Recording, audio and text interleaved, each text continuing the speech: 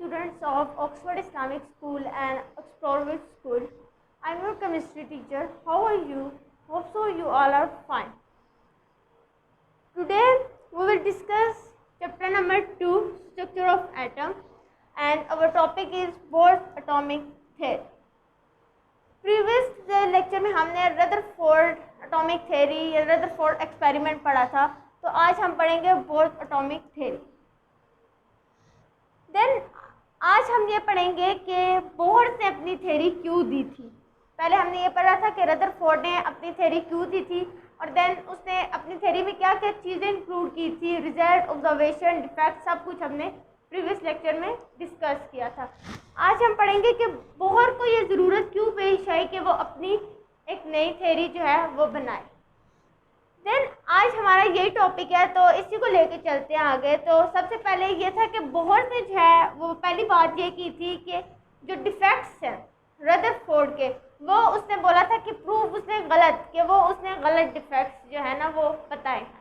अब गलत कैसे बताए हैं, वो इस बात को अपनी थ्योरी में प्रूव करना चाहता है। सबसे पहले उसने क्वांटम थ्योरी ली जो कि मैक्स प्लैंक की थी। मैक्स प्लैंक की थ्योरी जो है ना वो उसने एज अ फाउंडेशन यूज़ की अपनी थ्योरी में। आपको पता है फाउंडेशन जो है वो किसी भी चीज़ की बुनियाद होती है, तो मतलब बोह्र ने अपनी थ्योरी की बुनियाद जो है मैक्स प्लैंक की थ्योरी को रखा जो कि क्वांटम थ्योरी है। और उसने ये बात बोली कि रदर के डिफेक्ट्स में जो बात बोली गई थी, अगर आपने लेक्चर को सुना हो और पढ़ा हो, तो उसने ये बात बोली थी कि इलेक्ट्रॉन जो है वो अपनी एनर्जी कंटिन्यूसली इमिट करता है, ये एब्जॉर्ब करता है और देन न्यूक्लियस के अंदर गिर जाता है। लेकिन अकॉर्डिंग टू बोह्र और मैक्स प्लैंक की क्वांटम थ्योरी, उसने ये बोला कि इलेक्ट्रॉन रिवॉल्व कर रहा है अगर तो किसी भी एटम के अंदर, किसी भी एक एटम के अंदर कंटिन्यूसली, तो वो कभी भी अपनी एनर्जी लूज नहीं करेगा और ना ही एब्जॉर्ब करेगा। वो क्वांटाइज हो जाएगा और वो एक ही इलेक्ट्रॉन में, एक ही शेल में घूमता रहेगा। फॉर एग्जाम्पल, ये एक एटम है, ये हमारे पास इलेक्ट्रॉन है, ठीक है, और ये इलेक्ट्रॉन जो है वो हमारे पास इसी शेल के अंदर घूम रहा है, ना तो वो आगे किसी शेल में जा रहा है और ना तो वो न्यूक्लियस के अंदर आ रहा है। तो बेसिकली बोह्र के कहने का ये मतलब था कि हमारे पास जो इलेक्ट्रॉन है, अगर तो वो अपने शेल के अंदर ही घूमता रहेगा तो वो जो है क्वांटाइज हो जाएगा।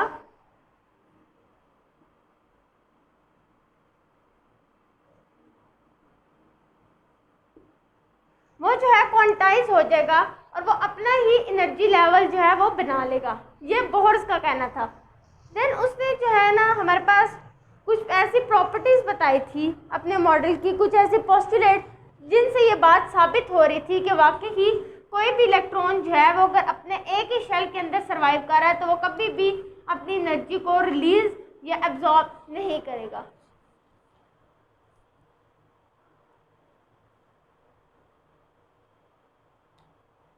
सबसे पहले उसने अपने पोस्टुलेट में ये बताया था, पोस्टुलेट्स,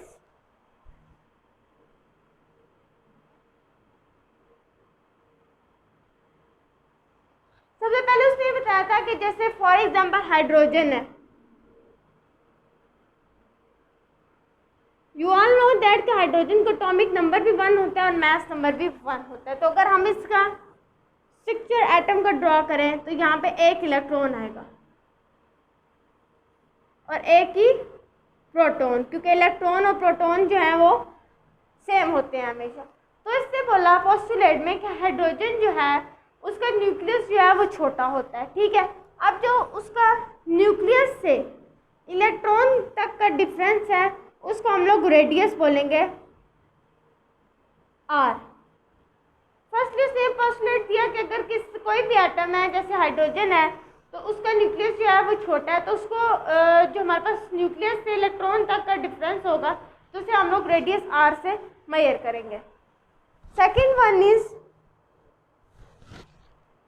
हर ऑर्बिट की जो है ना वो फिक्स एनर्जी होगी और वो क्वांटाइज होगा। मतलब कि अगर कोई इलेक्ट्रॉन यहाँ पे सरवाइव कर रहा है तो इसकी अपनी एनर्जी होगी और जो इलेक्ट्रॉन यहाँ पे सरवाइव कर रहे हैं उनकी अपनी एनर्जी होगी। मतलब कि हर ऑर्बिट का, हर लेवल का जो है ना वो अपना अपना जो है वो एनर्जी लेवल होगा और वो क्वांटाइज रहेंगे। क्वांटाइज ये होगा कि अगर वो तो उस एनर्जी लेवल के अंदर उस ऑर्बिट के अंदर मूव कर रहे हैं तो उनकी एनर्जी जो है वो ज़्यादा या कम नहीं होगी। थर्ड पॉइंट उसने ये बोला, वही बात वो बोल रहा है कि जब तक एक इलेक्ट्रॉन एक ऑर्बिट के अंदर सरवाइव कर रहा है तो वो अपना जो है ना लूज करेगा एनर्जी ना गेन करेगा।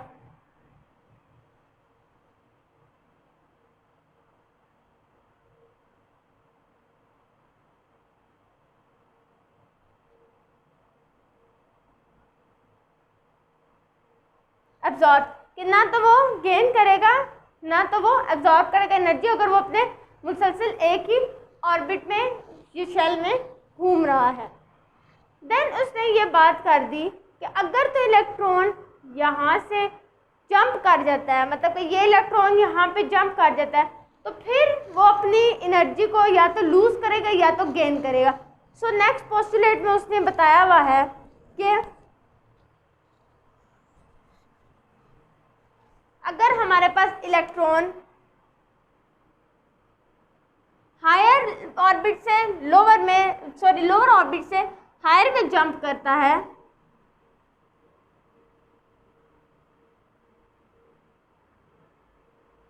तो वो क्या करेगा। अगर इलेक्ट्रॉन हमारे पास लोअर से हायर में जा रहा है तो वो एनर्जी को अब्जॉर्ब करेगा।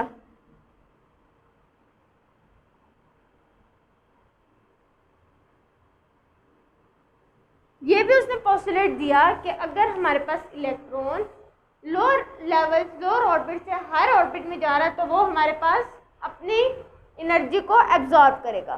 कैसे एब्जॉर्ब करेगा ये भी मैं आपको बताती चलूँ कि यहाँ पे देखिए, जब छोटी चीज़ बड़ी चीज़ में जाती है तो उसे और ताकत की ज़रूरत होती है। फॉर एग्जांपल अगर आप जो है वो 6 स्टैंडर्ड में पढ़े हैं, 6 ग्रेड में पढ़े हैं, तो अगर आप जो है जंप करके 8 ग्रेड में जाना चाहें तो आपको पहले से ज़्यादा मेहनत करनी पड़ेगी, ठीक है, आपको पहले से ज़्यादा स्टडीज़ को टाइम देना पड़ेगा। तो ऐसे ही यहाँ पे हम लोग एग्जांपल ले लेते हैं कि अगर कोई भी इलेक्ट्रॉन लोअर से हायर में जा रहा है तो उसे अब्जॉर्ब करनी पड़ेगी एनर्जी, ताकि वो उनके साथ मिलके सरवाइव कर सके, एक ही ऑर्बिट में रह सके। और बिसाइड दिस अगर हायर से लोअर में कर रहा है तो वो अपनी एनर्जी रिलीज कर देगा या इमिट कर देगा या रेडिएट कर देगा। ये देखिए, अब जब यही इलेक्ट्रॉन हमारे पास हायर से लोअर में आ रहे हैं तो वो रिलीज कर रहे हैं एनर्जी। जब लोअर से हायर में जा रहे थे एब्जॉर्ब कर रहे थे, अब जब हायर से लोअर में आ रहे हैं तो वो क्या करें, रिलीज कर रहे हैं एनर्जी। क्योंकि जब आप 10th स्टैंडर्ड का सिलेबस पढ़ चुके होते हो तो 5 स्टैंडर्ड का आप आराम से मैथ के क्वेश्चन सॉल्व कर सकते हो as compare to second year की जो है मैथ की बुक के अकॉर्डिंगली। तो वो ये बात कर रहे हैं कि जब लोअर से हायर होगा तो वो अब्जॉर्ब करेगा, हायर टू लोअर होगा तो वो इमिट करेगा। ये उसका पोस्टुलेट उसने दिया था।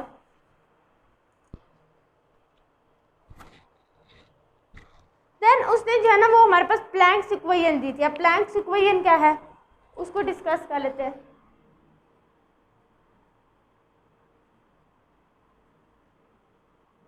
अब जब उसने प्लैंक की थ्योरी इस्तेमाल की थी, क्वांटम थ्योरी, तो उसको प्लैंक की इक्वेशन भी इस्तेमाल करना पड़ी, जो कि थी delta E is equal to E2 minus E1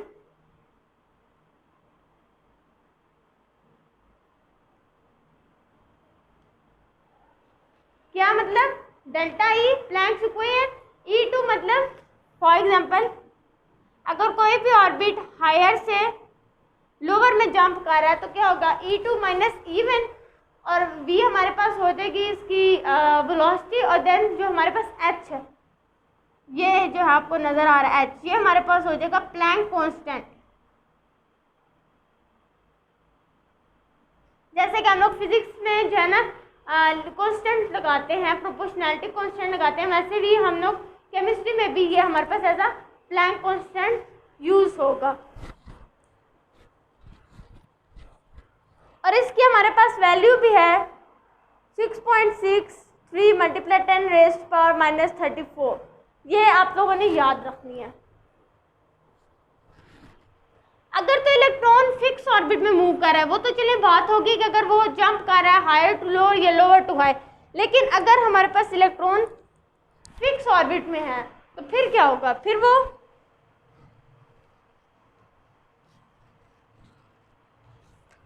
ये हमारे पास एटम है,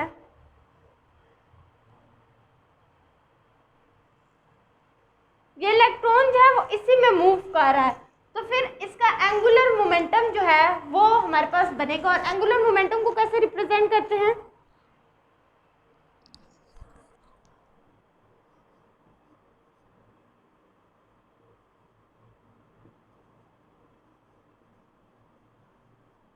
एंगुलर मोमेंटम, एंगुलर मोमेंटम को mvr से रिप्रेजेंट करते हैं। r for radius, v for velocity, m for momentum. और देन ये हमारे पास क्या बन जाएगा पूरा फॉर्मूला,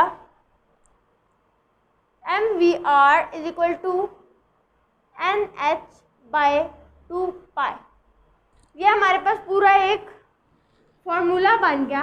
mvr एंगुलर मोमेंटम को फाइंड करने के लिए mvr लगाएंगे, nh आपको पता है प्लैंक कांस्टेंट होगा हमारे पास, और 2π, पाई की वैल्यू होती है 7/22, तो मतलब 3.14, ये हमारे पास पाई की वैल्यू होती है। मतलब n जो है वो हमारे पास नंबर ऑफ ऑर्बिट या नंबर ऑफ शेल हो जाएंगे, और अगर आपने यहाँ से रेडियस फाइंड आउट करना तो आपको मोमेंटम और वेलोसिटी भी गिवन होगी।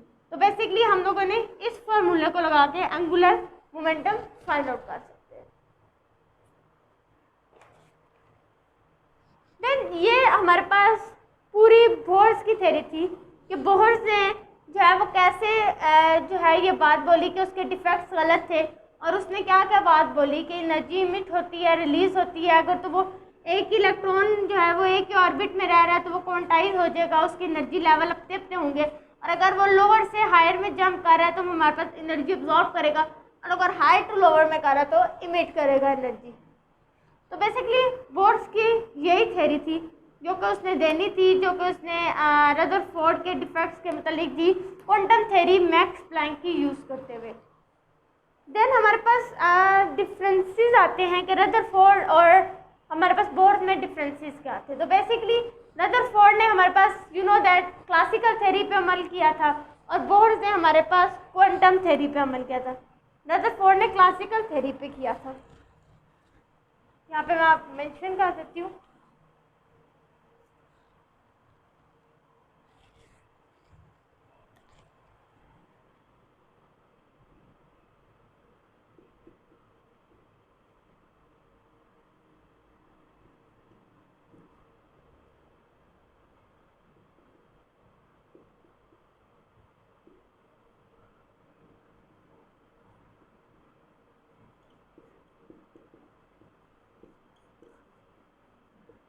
फर्स्टली पॉइंट क्या था कि उसने रदरफोर्ड ने क्लासिकल थ्योरी को यूज़ किया था, और बोर्स ने हमारे पास क्वांटम थ्योरी को यूज़ किया था।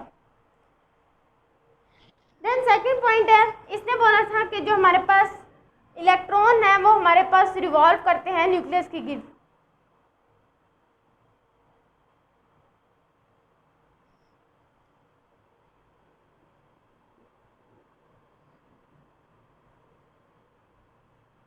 कि हमारे पास जो इलेक्ट्रॉन है वो न्यूक्लियस के गिर्द रिवॉल्व करते हैं, जबकि बोर्स ने बोला था कि जो इलेक्ट्रॉन रिवॉल्व करते हैं, ठीक है, उनकी क्या होती है, फिक्स एनर्जी होती है।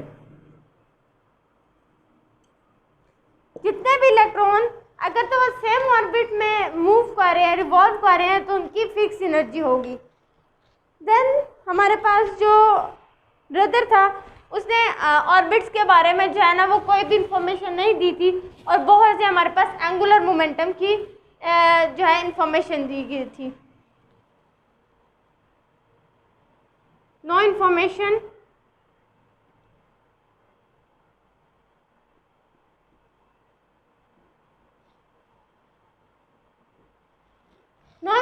अबाउट ऑर्बिट्स, और उसने ऑर्बिट्स के बारे में क्या इंफॉर्मेशन दी थी,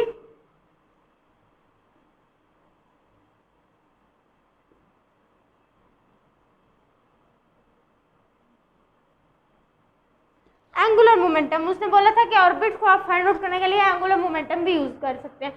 देन लास्ट वन इज कि एटम जो है वो हमारे पास कोलैप्स करते हैं, रदर ने बोला था, और बोर्ड ने बोला था कि एटम जो है वो हमारे पास एग्जिस्ट करते हैं, कि एटम ब्रदर ने बोला था 2 एटम आपस में टकराएंगे और टूट जाएंगे और ख़त्म हो जाएंगे, लेकिन हमारे पास जो बोहर है उसने ये बात की थी कि हमारे पास एटम जो है वो एग्जिस्ट होंगे। तो ये इन दोनों का डिफरेंस है, मेनली डिफरेंस है, ये आपको याद होना चाहिए। और बोहर का आपको कंफर्म होगा कि कैसे उसने जो है ना उसके डिफेक्ट्स को जो है वो गलत साबित करके अपनी एक न्यू थ्योरी जो है वो प्रोवाइड की थी। सो बेसिकली आज के लिए इतना ही। आप लोग इसको गो थ्रू करें और जो है इसकी डायग्राम को भी आपने याद में रखना है और आप लोग प्रैक्टिस करें बार बार। और अगर कुछ नहीं समझ आए तो आप थ्रू व्हाट्सएप ग्रुप पूछ सकते हैं। Thank you so much.